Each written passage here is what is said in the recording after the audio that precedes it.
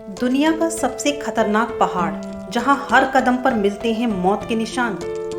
दुनिया के सबसे खतरनाक पहाड़ यानी कि माउंट एवरेस्ट, जहां पर आज भी लाशें भटके हुए इंसानों को रास्ता बताती हैं।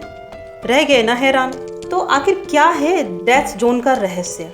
आखिर ये जगह कौन सी है जहां लाशों को मील का पत्थर बना दिया जाता है और उन्हें 2 गज जमीन भी नसीब नहीं होती? क्या ये लाशें इंसानों के लिए माइलस्टोन बना दी जाती हैं? क्यों ये सैकड़ों सालों बाद भी खराब नहीं होती? इन तमाम सवालों के जवाब आज के वीडियो में जानेंगे। एक ऐसा बर्फीला पहाड़ जहां इंसान मरते तो हैं मगर उनकी लाशें वहां से वापस कभी नहीं आती, क्योंकि ये पहाड़ उन लाशों को वहां से वापस आने ही नहीं देते। लाशें क्यों बन जाती हैं माइलस्टोन? जमीन ऐसी बंजर और दर्रे इतने ऊंचे कि यहाँ तक पहुँचना जिंदगी का मकसद तो हो सकता है मगर मजबूरी नहीं, क्योंकि यहाँ मौत जिंदगी पर भारी पड़ जाती है। ये एवरेस्ट है दुनिया का सबसे ऊंचा, सबसे ठंडा और सबसे खतरनाक पहाड़। हर साल इसे फतेह करने के मिशन को लेकर करीब 300-350 लोग आते हैं। कुछ कामयाब भी होते हैं और कुछ नाकामयाब होकर इसी बर्फ में समा जाते हैं, मगर ये मर कर भी नहीं मरते।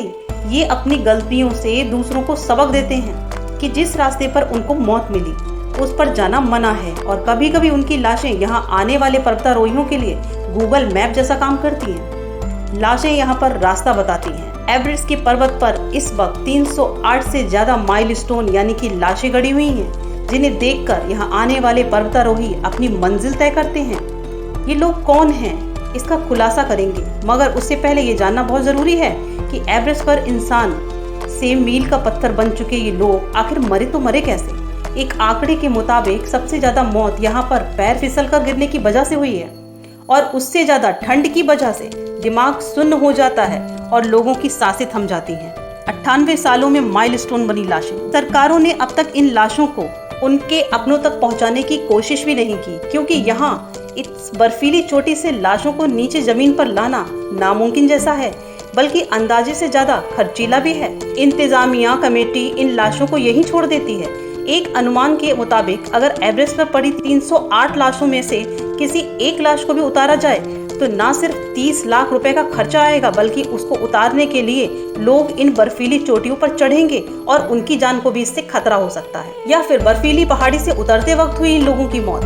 -16 से -40 डिग्री का ये तापमान, जहाँ हम और आप जाने का कभी सपने में भी नहीं सोच सकते, वहाँ ये पर्वतारोही इन खड़ी पहाड़ियों पर चढ़ने की जिद सी कर बैठते हैं, जो तकरीबन खुदकुशी करने के बराबर सा है। कुछ एक हद तक जाकर लौट आते हैं और कुछ इस जिद में कि उन्हें आगे जाना है अपनी जान को जोखिम में डाल देते हैं। और ये 308 लाशें उन्हीं लोगों की हैं जिन्होंने कुदरत के कहर से लड़ने की जिद की थी। मरने वालों में तो कई ऐसे हैं जिन्होंने एवरेस्ट की चोटी तो फतेह कर लिया था, मगर उनकी मौत इस बर्फीली पहाड़ से उतरते वक्त हुई। ग्रीन बूट के नाम से जानी जाती हैं ये लाशें। एवरेस्ट की इस पहाड़ी पर 2 तरफ से चढ़ाई की जाती है और इन दोनों तरफ अलग अलग दूरी पर पर्वतारोहियों की लाशें सालों से पड़ी हुई हैं। ये लावारिस लाशें जिनका कोई नाम नहीं है, बस इनके कपड़े और जूते रास्ता बताने वाला पहचान चिन्ह बन गए हैं। ये लाश ग्रीन बूट के नाम से जानी जाती हैं, जो एवरेस्ट के उत्तर पूर्वी रास्ते पर हैं, जो पर्वतारोही शेवांग पलजोर की हैं, जो कि साल 1996 में एवरेस्ट पर चढ़ाई करते हुए बर्फीले तूफान में फंसकर मारे गए थे। आज तक शेवांग की लाश वहीं पड़ी हुई है और ग्रीन बूट के नाम से जानी जाती है।